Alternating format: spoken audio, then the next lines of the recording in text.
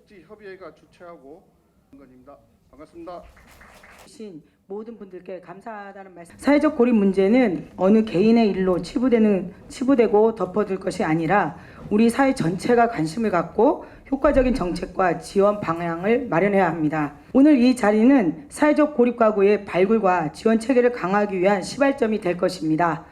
아무쪼록 단순히 시작에만 그치지 않고 도민 모두가 공감할 수 있는 여러 해안을 나누는 자리가 되도록 앞으로 지속적으로 관심 갖고 함께 하겠다는 말씀 드리겠습니다. 뭐 서울엔 있어? 뭐 이런 약간 바모 같은 경우는 고립가구 전담 기구를 아예 오거든요.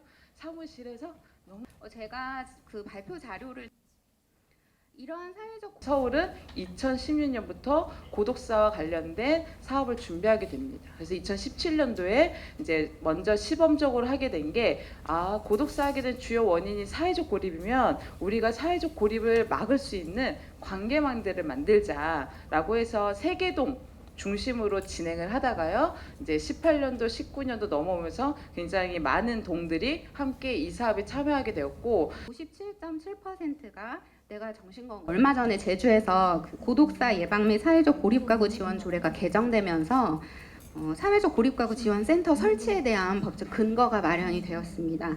만약에 사회적 고립가구 지원센터가 설립이 된다면 이 센터는 과연 어떤 역할을 해야 될까라는 고민을 좀 해보았는데요. 이 센터는 사회적 고립가구를 발굴하고 이들의 일상생활의 회복을 지원하는 업무를 수행해야 될 것입니다.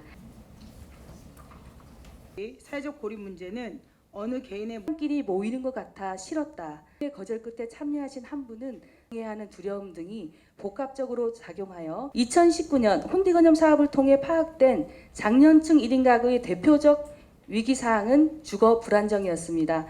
여관이나 모텔, 쪽방 등에 살고 있던 기초수급 참여자들이 수급비의 30% 이상을 주거비에 사용하고 있었고 이것은 곧 경제적 곤란으로 이어져 연쇄적인 위기 출발선이 되고 있었습니다. 그 누구보다 긴밀하게 이 고립가구 영역은 제 생각에는 전혀 다른 방식의 개입이 필요합니다. 그러니까 무슨 말이냐면 시간을 줘야 돼요. 5번에서 8번 만나고 나서 선정조사 도구도 하자. 그 다음에 무슨 계획도 짜자. 이렇게 하고 맨날 하는 이야기가 사람 사업을 어떻게 매뉴얼 가지고 할 수가 있겠냐. 매뉴얼 만들지 말자. 담당자가 저는 굉장히 중요하다. 수도권의 1인 가구는 젊은 세대들이 많지만 제주도는 아까 주제 발표에서 봤지만 중장년이 굉장히 많거든요. 근데 그 중에서도 공사 인력, 건설 인력으로 일하시러 오셨다가 이제 다른 지역 가시지 않으시고 나이는 드시고 그래서 혼자 계시는 분들이 굉장히 많았습니다. 근데 이렇게 고독사 고립을 막기 위해서는 아까 말씀들 많이 주셨지만 연계해 주는 게 가장 중요하다고 하셨잖아요. 밖으로 끌어내는 게 가장 중요할 것 같습니다. 독립을 했다는 건 보통 외로움도 되게 1인 가구를 중심으로 한 외로움보다도 청년층에는 자기 비관, 어떤 경쟁에서의 이탈, 탈락, 이 과정 내에서의 어떤 비관으로 인해 가지고 스스로 아예 외로움을 택하는 방식으로 자기가 단절시키는 방식으로 움직이는 경우들이 생각보다 많이 발생한다라고 하는 조금 특이한 특성들이 좀 있는 것 같습니다. 이게 은둔 상태, 고립 상태에 빠진 사람들한테 해야 되는 건 긴 시간 그리고 상시적으로 지속해서 챙김과 보호를 통해서 회복시킬 수 있게끔 도와주는 거라는 거고요. 차를 불러버립니다. 있는 또 하나의 우리 청년